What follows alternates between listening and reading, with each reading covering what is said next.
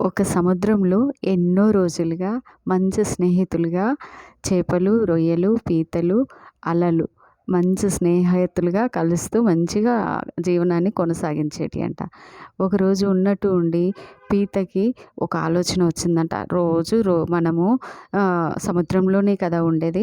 ఒకసారి బయటికి వెళ్దామా, ఒడ్డుకి వెళ్దామా, చూద్దామా అనేసి పీత చెప్పిందంట. అంతలోపే చేపలు, రొయ్యలు అన్నాయంట, మేము నీళ్లు దాటి వస్తే, సముద్రాన్ని దాటి వస్తే మేము ఉండలేము, మేము రాము, నీకు వెళ్ళాలనిపిస్తే నువ్వు వెళ్ళు అని చెప్పాయంట. అంతలోపే పీత ఏం చేసింది, నాకైతే బోరు కొడుతుంది, నేను బయటికి వెళ్తాను ఒడ్డుపైకి అని అంటే, సరే వెళ్ళు అని చెప్పాయంట.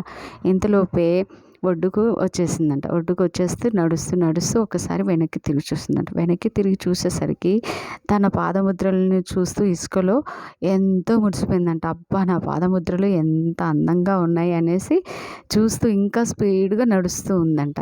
ఇంతలోపే అలలు ఆ పాదముద్రల్ని తుడిపేస్తూ వస్తూ ఉన్నాయంట. వెనక్కి తిరిగి చూసి కోపంగా, ఏమైంది ఫ్రెండ్, నేను ఒడ్డుపైకి వచ్చి నడుస్తుంటే నీకు సంతోషం లేదా? నా పాదముద్రలను చూస్తూ ఆనందిస్తుంటే నీకు సంతోషం లేదా? నీకెందుకు కోపం? నా ఆనందానికి వెంటనే అడ్డుకట్ట వేసేసావు అనేసి కోపంగా అడిగేసిందంట. అంతలోపే అలా చూసి నవ్వేసిందంట. అయ్యో ఫ్రెండ్, మనము మంచి ఫ్రెండ్స్ కదా, నీకు కష్టం వస్తే నేను చూస్తూ ఊరుకుంటానా?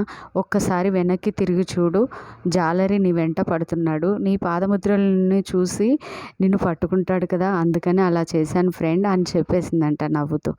వెంటనే వెనక్కి తిరిగి చూడగానే వెంటనే జాలరివాడు వెంట పడుతుండడం చూసిందంట.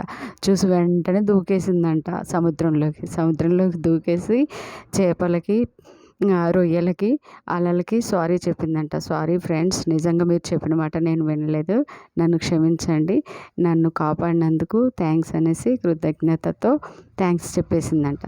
సో ఫ్రెండ్స్, నిజంగా మనకి నిజమైన ఫ్రెండ్స్ ఉంటే, నిజంగా మనం బాధలో ఉంటే ఎక్కడ ఉన్నా కూడా ఒక మంచి పలకరింపుతో ఎలా ఉన్నావు అని అడిగితే ఎంతో బాగుంటుంది కదా.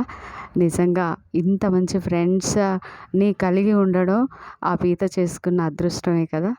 ఎలా ఉంది ఫ్రెండ్స్? నచ్చితే కామెంట్ చేయండి. ఓకేనా ఫ్రెండ్స్?